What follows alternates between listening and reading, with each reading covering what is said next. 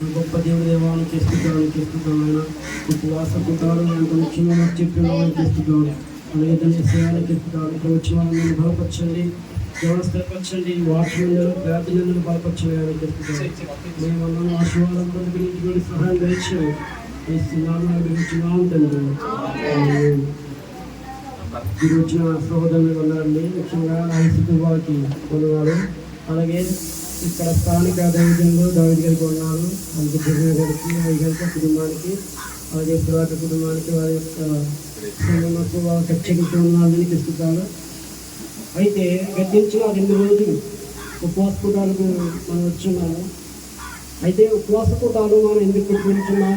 అలాగే ఉపవాస కూటాలు 2 రోజులు అయిపోయాయి, అలాగే 3వ రోజు నా దేవుడికి చాలా గొప్ప కార్యాలు చేశారని నేనైతే నమ్ముతున్నాను. ఎందుకంటే 2 రోజులు రాత్రికాల సమయంలో నేను వచ్చినాను దైవజనులతో అద్భుతమైన కూటాలు ఇక్కడ జరిగినాయి. హల్లెలూయా హల్లెలూయా. మనం ఎగ్జామ్ రాస్తే అందులో పాస్ అవ్వాలి, అంతే కదండి. మనం ఏదైనా పని చేస్తే దానికి వేతనం రావాలి. మనం ఎక్కడికన్నా ఏదైనా పనికి వెళ్తే మనం ప్రతిఫలం కంపల్సరీ తీసుకోవాలి. అలాంటప్పుడు పని చేస్తే ప్రతిఫలం ఎలాగైతే ఆశిస్తావో దేవుని సన్నిధికి వస్తే ఏదో నువ్వు తీసుకువెళ్ళాలి. తీసుకువెళ్ళకపోతే నువ్వు వచ్చిన నీ జీవితానికి లేదా నీ కుటుంబానికి అర్థముండదు, సమయం వృధా అవుతుంది. మళ్ళా ఆ సమయము మనకు రాదు. దేవుడు ఇచ్చిన సమయాన్ని నిన్న రాత్రికాల సమయం నాకు చాలా ఆశ్చర్యం వేసింది. ఆయన చెప్తుండే దేవుడు ఇచ్చిన అమూల్యమైన సమయం అది మళ్ళా మనకు రాదన్న సమయం. ఈ యొక్క సన్నిధానంలో ఈ యొక్క ఇంటిలో ఈ యొక్క దైవజనం ద్వారా మన గొప్ప దేవుని ఉపవాసం అంటే ఏమిటి, ఉపవాసంలో మనం ఎలా ఉండాలి, ఉపవాసం ద్వారా మనం ఏం పొందుకుంటాం అనేది మరి ఈ దైవజనులు చెప్పినారు. అయితే మీరు పండుగలు చేసుకుంటారు ఇంటికాడ. పండుగలు ఎప్పుడు వస్తాయండి? సంవత్సరానికి ఒకసారి వస్తుంది, ఎంతైనా కాదా? ఇవేంటో తెలుసా? పండుగలండి మనకి ఏ పండుగ తెలుసా? మన కుటుంబం ఆస్వాదించబడే పండుగ. హల్లెలూయా. మన కుటుంబంలో మన యొక్క బిడ్డలు, మన యొక్క తల్లిదండ్రులు, మన యొక్క చుట్టువారు, మన యొక్క ఉన్న వాళ్ళందరికీ ఆశీర్వాదకరమైన పండుగలు ఏమైనా ఉన్నాయంటే ఉపవాస కూడికలే. హల్లెలూయా. అదేంటండి పండుగ అంటారు? మరి మీరు ఉపవాసం ఉన్నారంటే లోకంలో చేసుకునే పండుగ కాదండి, మన దేవునితో మమేకమయ్యే పండుగ. హల్లెలూయా. వారు పండుగ చేసుకుంటారు కానీ వారి దేవుడు వారి దగ్గరికి రాడు. ఈ పండుగలో మన దేవుడు మన దగ్గర వచ్చినాడు. ఇదండు ఈ 3వ రోజు కూడా వచ్చినాడు. ఈ పండుగ ఎలా ఉంటుందో తెలుసా? నీ యొక్క శరీరం బలహీనమైపోతుంది, నీ యొక్క కళ్ళని లాగేస్తాయి, నీ చేతిలో బలం ఉండదు, నీ మొత్తం నీ దగ్గర ధనమంతా వృధా చేస్తాయి. ఈ పండుగలకి ఈ పండుగలో సంతోషం ఉండదు, దుఃఖం ఉంటుంది. ఈ దుఃఖం ఎందుకో తెలుసా? వచ్చే రోజున మనం అసలైన పండుగ చేసుకోబోతున్నాం. హల్లెలూయా హల్లెలూయా. ఆ పండుగ కొన్ని రోజులు చేస్తారు కానీ అప్పటికే ప్రతిఫలం. ఈ ప్రతిఫలం తెలుసా మీకు? మీరు ఆల్రెడీ మీకు తెలుసుకుని ఉన్నారు. గత 2 రోజులు బట్టి ఎస్తేరు కోసం నేను మరొకసారి చెప్తాను చూడండి. ఆ రోజు సంస్థానంలో ఆ యొక్క రాజు ఆధీనంలో ఎస్తేరు వెళ్తున్నప్పుడు లేదా ఆ యొక్క ఎస్తేరుని రాజు మరి పెళ్లి చేసుకోవడం జరిగింది. ఇదంతా మనం విని ఉన్నాం కానీ ఆ యొక్క ఎస్తేరుకి ఉపవాసం చేయవలసిన అవసరం లేదండి. బాగా గమనించండి. ఆ ఎస్తేరుకి ఉపవాసం ఉండి చేయవలసిన అవసరం లేనే లేదు. కానీ దేవుడు ఎస్తేరుని పంపించి ఉన్నారు ఆ యొక్క సంస్థానానికి. అలాగే ఈ యొక్క సన్నిధిలో లేదా ఈ యొక్క కుటుంబంలో లేదా ఈ దైవజనులు మన కోసము దేవుడు పంపుతున్నారు. హల్లెలూయా.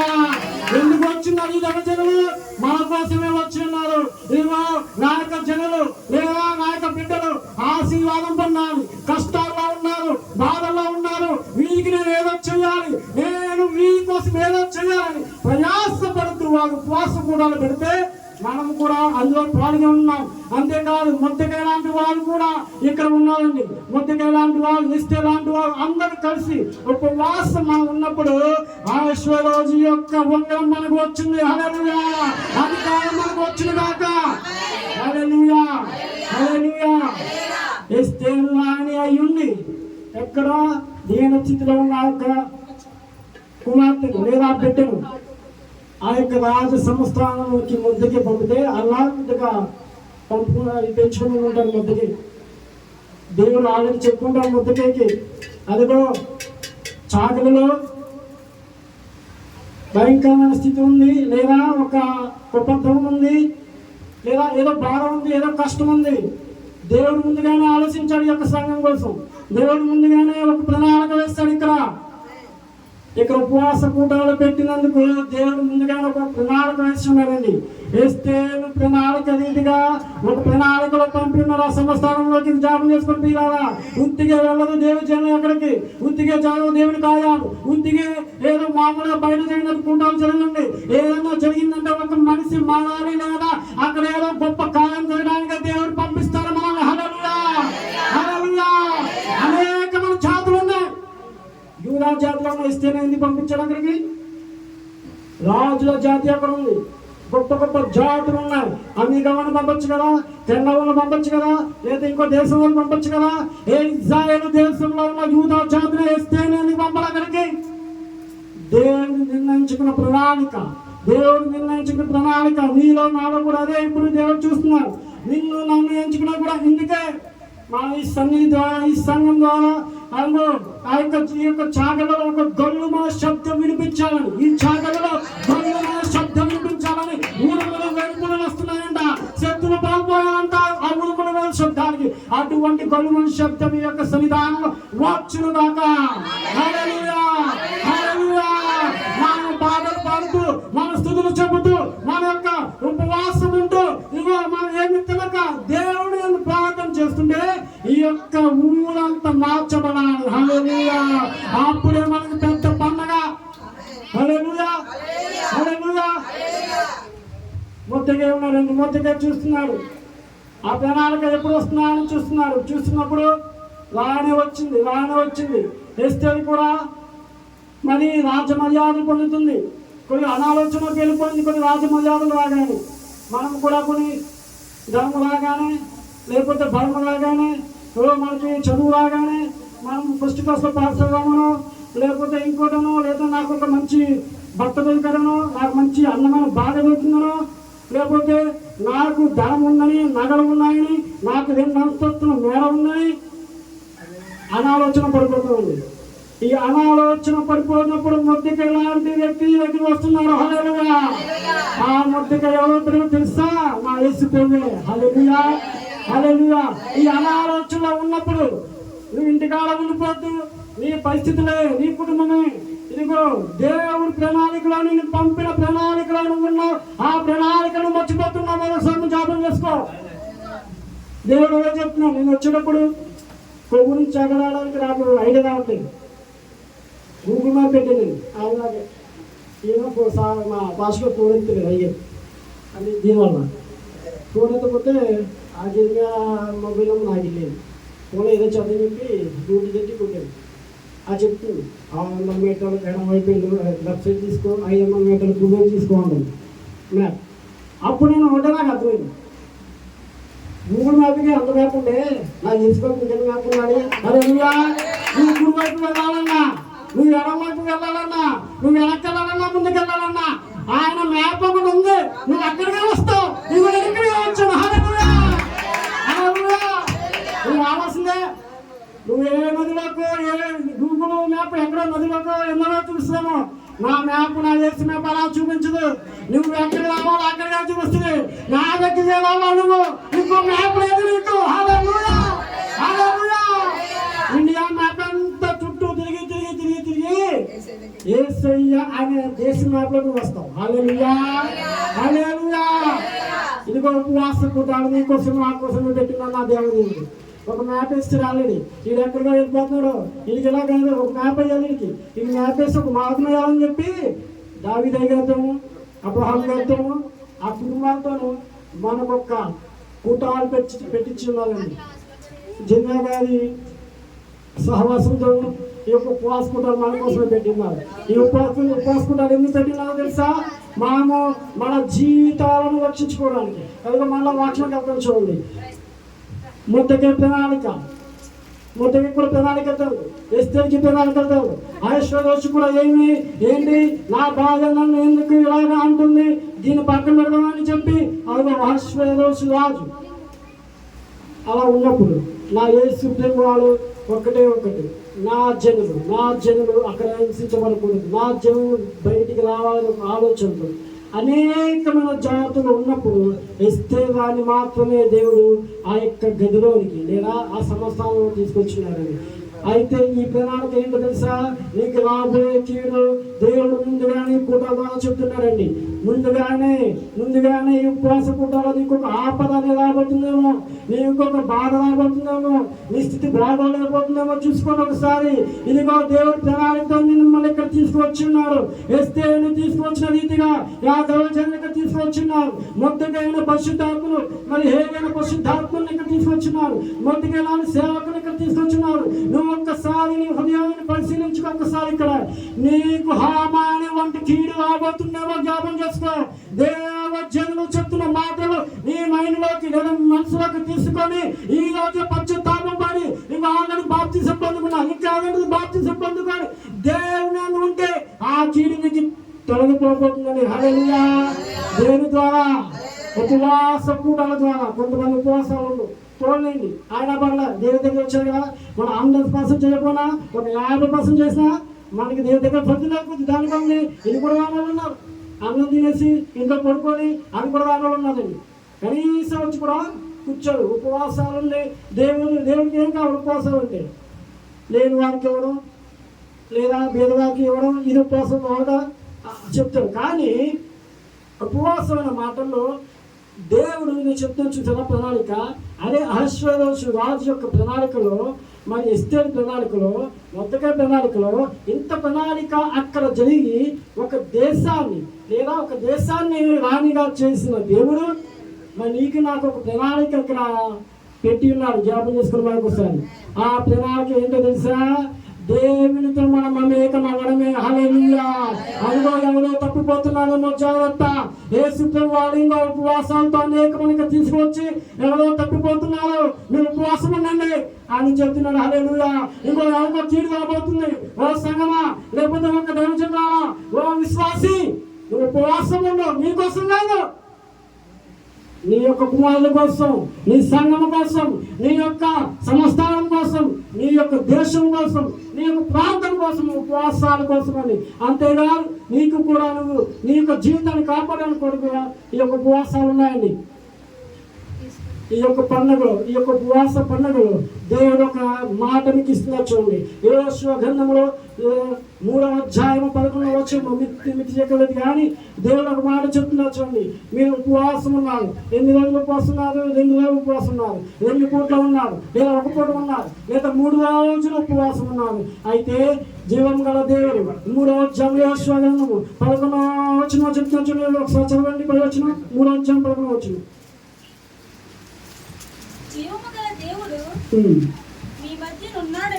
చాలండి. హల్లెలూయా, హల్లెలూయా, హల్లెలూయా. ఎవరున్నారండి? జీవము గల దేవుడు, జీవము గల దేవుడు. మనకు జ్ఞాపకం చేసుకోండి, జీవము గల దేవుడు మీ మధ్యన ఉన్నాడు. అందుకే మనం ఇక్కడ వచ్చి ఉన్నాము. హల్లెలూయా. మనము పని పాట లేకుండా లేకపోతే మన పనులను ఆపుకుంటూ మన శక్తిని మనం వృధా చేసుకోవడానికి ఇక్కడికి రాలేదు. ఎందుకు మనం వచ్చినాము తెలుసా? యెహోషువ దేవుడు, ఆ యొక్క జీవము గల దేవుడు, అబ్రహాము, ఇస్సాకు, యాకోబు దేవుడు ఇక్కడ ఉన్నాడు కాబట్టి మనం ఇక్కడ వచ్చి ఉన్నాం. హల్లెలూయా, హల్లెలూయా. మనం వచ్చి ఉన్నాం. మనం ఏమి చేయాలి? ఎస్తేరు కోసం ఉన్నారు, ముద్దకాయ కోసం ఉన్నారు, హామాన్ కోసం ఉన్నారు, సంస్థానం కోసం ఉన్నారు. ముద్దకాయ అయిపోయింది, ఎస్తేరు వెళ్ళిపోయింది, హామాన్ వెళ్ళిపోయారు. హల్లెలూయా. మరొకసారి నాయకు చూడండి సార్. ముద్దకాయ వెళ్ళిపోయారు, ఎస్తేరు వెళ్ళిపోయింది, సంస్థానం అయిపోయింది, దేశాలు గతించిపోయాయి. మరి ఉపవాసకుంటాలో ఎస్తేరు వాళ్ళు ఉండేవాళ్ళు ఎవరు? హామాన్ ఎత్తించిన శక్తి గల వ్యక్తులు ఇక్కడ ఎవరు ఉంటారు? హల్లెలూయా, హల్లెలూయా. దేవుడు చెప్తున్నారు, జీవం గల దేవుడు నేను మీ మధ్యలో ఉన్నాను కాబట్టి అదిగో ఎస్తేరు వాళ్ళ మీద ఉన్నారని, హామాను వంటి సాతాను ఎదిరించాలని, ఉపవాసంలో మేము ఉన్నామని దేవుడు చెప్తున్నాడండి. హల్లెలూయా. అయితే చిన్న వృత్తాంతం చెప్పి నేను ముగిస్తానండి. ఒక దినం నాడు ఒక భక్తుడు దేవుని చేత మరి ఎంచుకోబడ్డ భక్తుడు. అంతేకాదండి, మన పితరులైన యెహోవా దేవుని భక్తులైన అతను అబ్రహాము కుమారుడు.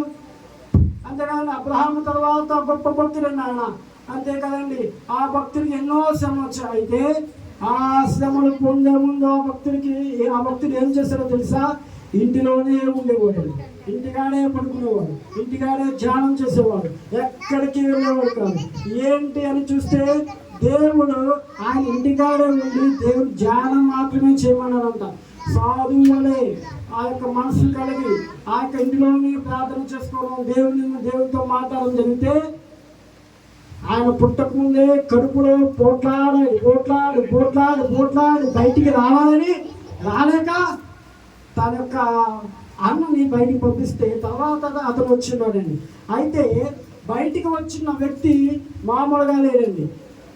గర్భంలో గర్భంలో యుద్ధం ధరించుకొని ఉన్నాడు. గర్భంలో యుద్ధం చేస్తాను అన్నతో గర్భంలో యుద్ధం చేసి నేనే ముందు ఉండాలి, నేనే దేవుడి దగ్గర ఉండాలని ఆలోచనతో ఉన్నాడు, కానీ రాలేకపోయాడు. అయితే దేవుని చిత్తం ఆయన మీదే ఉంది. అలా జరుగుతున్నప్పుడు ఆయన కొన్ని సంవత్సరాలు ఆలోచిస్తున్నాడు. ఒకసారి జ్ఞాపం చేసుకోండి, ఇది మీరు వాళ్ళు ఆలోచించండి. అలాగా ఆలోచిస్తూ నా అన్నకంటే నేను పెద్దవాడిని అవ్వాలి, దేవుడి దగ్గర నేను పేరు పొందుకోవాలి. ఆ పేరు పొందుకోకపోతే నా జీవితం వ్యర్థం. నేను కడుపులో ఉన్నప్పుడే నేను పెద్దవాణి అవ్వాలని ఆలోచించాను. నేను కడుపులో ఉన్నప్పుడే నా దేవునితో మాట్లాడాలి, లేదా నా దేవుని దగ్గరికి వెళ్ళాలి, నా దేవుని యొక్క అధికారం నేను పొందుకోవాలని గర్భంలో ఉన్నప్పుడే ఆయనకు ఆలోచన పుట్టిందండి. చూడండి, ఇదేంటి బాబు గర్భంలో ఉన్నప్పుడు ఆలోచన పుడుతుందని అంటే బైబిల్ అంటుంది ఆ ఇద్దరు గర్భంలో పెనుగులాడారంటండి. అయితే అలాగా కొన్ని సంవత్సరాలు ఇంటికాడే ఉంటున్నారండి. ఇంటికాడ ఉంటున్నప్పుడు అతను ఒక మాట అయితే విన్నాడు. ఎవరి మాట తెలుసా? తల్లి మాట విన్నాడండి. హల్లెలూయా. ఇన్ని సంవత్సరాలు ఇంటికాడే ఉండి తల్లి మాట వింటూ ఆయన పొందుకున్నది ఏంటో చెప్తాను చూడండి. బయటికి వెళ్తూ పని చేస్తూ గొప్ప పనులు చేస్తూ ఒక యుద్ధ నేర్పం వలె ఇంకో బిడ్డ అవుతుంటే అతనికి ఆలోచన లేదు. ఏంటంటే అసలైన యుద్ధం ఇది కాదు, అసలైన అధికారం ఇది కాదు, అసలైన భోజనం ఇది కాదు, అసలైన స్థితి నాకు ఇది కాదు. దేవుడు అనే స్థితి, నేను ఒక జనాంగం అవ్వాలనే ఒక స్థితి, నేను దేవుడు ఎదగాలి, నాకు ఒక జనాంగం రాబోతుంది, నా వల్ల ఒక దేశం రాబోతుంది, నా వల్ల ఒక ప్రపంచం ఏర్పరచబడబోతుంది ఆయన తెలుసుకోలేకపోయాడు. కానీ ఒక వ్యక్తి మాత్రం తెలుసుకున్నాడని కడుపులోనే ఉన్నప్పుడు. ఎలాగో తెలుసా? నాకు ఒక దేశం రాబోతుంది, నాకు ఒక ప్రపంచం రాబోతుంది, నేను ఒక జాతిని అవ్వబోతున్నాను, నేను ఒక గొప్ప మనుషులు అవ్వబోతున్నాను. అది ఎలాగా అని ముందుగానే ఆలోచించి అతను చేసిన ఒకటేనండి. ఏంటో తెలుసా?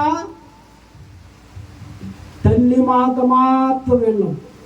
ఒక్కసారి జ్ఞాపకం చేసుకోండి. ఆ యొక్క వేదక కుమారుడు బయటికి వచ్చి మంచి ఆకలి మీద ఉన్నాడు. చూడండి, ఆకలి ప్రమాదం. ఉపవాసం గొప్పగా చెప్తాను చూడండి.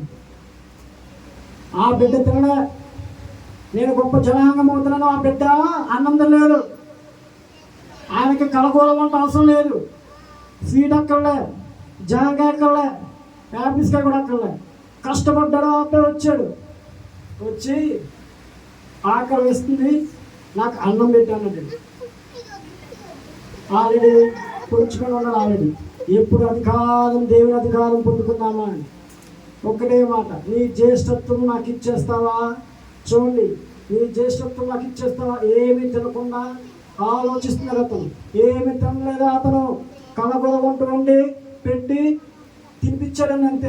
నాకే అన్నం ఉంది వచ్చాను, కానీ తినగానే అతని జ్యేష్ఠత్వం అంతా పోయిందండి. ఒక్కసారి జ్ఞాపకం చేసుకొని ఏమీ తినకున్నా అన్ని సంవత్సరాలు మరి తింటూ ఉపవాసాలు ఉంటూ దేవుని యొక్క ఆలోచన పెట్టుకొని ఆ యొక్క యాకోబు ఏమి చేశారో తెలుసా? ఇశ్రాయేలు అని పేరు పొందుకున్నాడని. హల్లెలూయా. ఒక్క పూట కోసం ఏసావు తన జ్యేష్ఠత్వాన్ని, తన దైవత్వమును, తన యూదా ప్రపంచమును, ఇశ్రాయేలు జనాంగమును, ఇశ్రాయేలు పేరు ఒక్క పూట అన్నం కోసం పోగొట్టుకోవాల్సి వచ్చిందండి. అది అతని అనాలోచన. అదిగో దేవుడు నీకు నాకు ఆలోచన ఉపవాస పూటలు పెట్టాడు.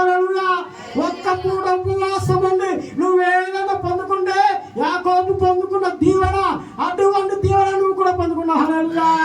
దానికి ఆలోచన కలిగి ఉండాలండి. ఏ ఆలోచన తెలుసా? నువ్వు పెట్టుకో ఆ ఆలోచన. నేను పాస్ అవ్వాలను, నాకు ప్రవచనం కావాలను, లేదా భాషలు పలకాలను, పరిశుద్ధాత్మతో నింపబడాలను, దేవుని వాక్యం చేయాలను ఆలోచన పెట్టుకో. యాకోబు ఆలోచన ఎప్పటి నుంచో ఆలోచన. అదిగో ఒక్క పూట అన్నం కోసం ఏశావు ఆలోచిస్తే జ్యేష్ఠత్వాన్ని పోగొట్టుకుంటే ఆ యొక్క అన్నాన్ని పక్కన పెట్టి, ఆ యొక్క కూరను పక్కన పెట్టి దేవుని దగ్గర ఆలోచించి ప్రార్థిస్తున్నప్పుడు ఆ యొక్క ఎప్పుడా అనుకున్నప్పుడు దేవుని ఇచ్చేసరికి ఆలోచించి జ్యేష్ఠత్వం. హల్లెలూయా. అయితే జ్యేష్ఠత్వం పొందుకున్న యాకోబు, ఏశావు జ్యేష్ఠత్వం కోల్పోయినప్పుడు ఆయనకు తెలియలేదు, కానీ జ్యేష్ఠత్వం పొందుకున్న యాకోబు, ఇదిగో ఉపవాసం ఉంటున్న నీవు జ్యేష్ఠత్వం పొందుకున్న యాకోబు ఏం పొందాలో తెలుసా? శ్రమలు పొంది ఉన్నారండి. హల్లెలూయా. హల్లెలూయా. మీటింగ్ చేశాడు, ఆయన కావాల్సిన అధికారం వచ్చేసింది, ఆయన కావాల్సిన దేవుని ఆత్మ వచ్చేసింది. వచ్చినప్పుడు ఆయనకి ఏమొచ్చింది? మరి శ్రమ వచ్చిందండి. హల్లెలూయా. శ్రమ వచ్చేసింది. ఏశావుతో మనం వచ్చేసింది. ఏశావు తిరగబడిపోయాడు. అయితే యాకోబు వెళుచున్నాడు. ఒకసారి చూడండి, యాకోబు వెళుచున్నాడు ముందుకి. ఆ ఊరు వదిలేసి నేను ఏదైతే ఈసారి జనాంగము ఆయన అనుకున్నాడు, తన జాతి ఒక జాతి అవుతుంది అనుకున్నాడు, ప్రపంచం అవుతుంది అనుకున్నాడు. ఒక్కరిగా ఒంటరిగా వెళ్ళిపోతున్నాడు. అది ఒక దినమున, ఒక రాత్రి కాల సమయమున పడుకున్నారని పడుకొని ఏమి చేయలే. ఒక రాయి తీసుకొని తలగానగా చేసుకొని పడుకున్నాడండి. హల్లెలూయా. హల్లెలూయా. మీరు కూడా ఒకసారి జాబ్ చేసుకోండి. ఉపవాసం నాదు, శ్రమలు వస్తున్నాయి, ఇంటికి వెళ్ళి పడుకుని ఏం పర్లేదు. ఎందుకంటే యేసునే రాయి మీ దగ్గర ఉన్నారు. హల్లెలూయా. హల్లెలూయా.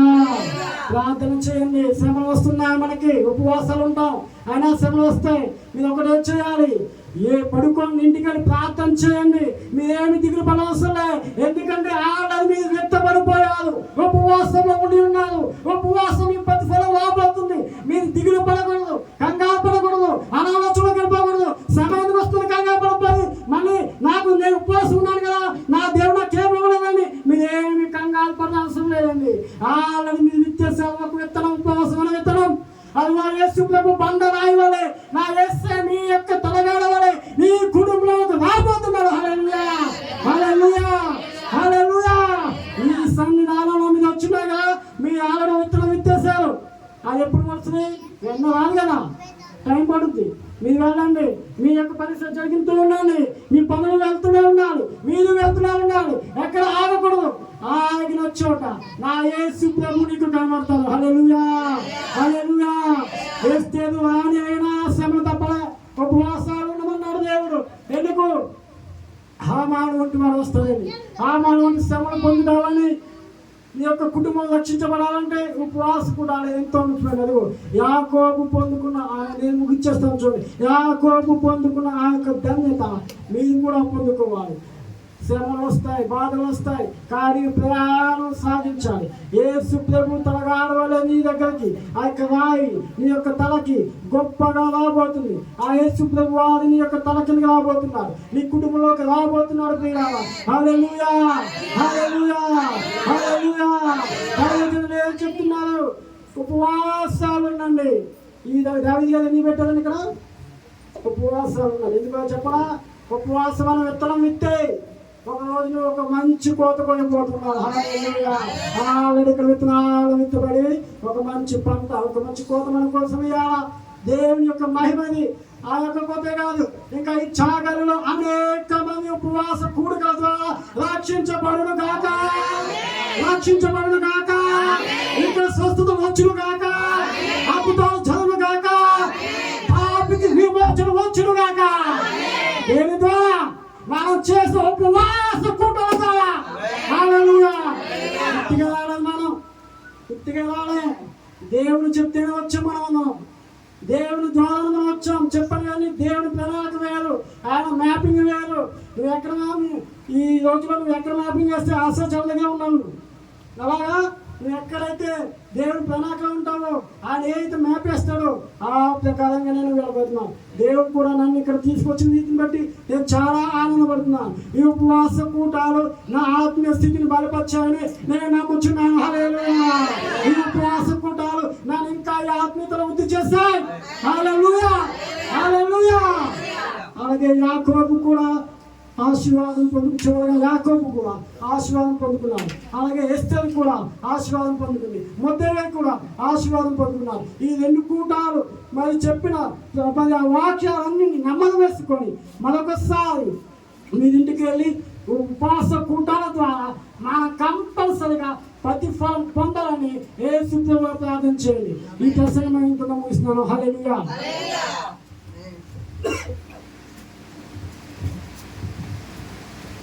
చక్కని మాటలు అందించినటువంటి సహోదరులకి ప్రభువుని యేసు నామములో తెలియపరుస్తున్నారు. సమయంలో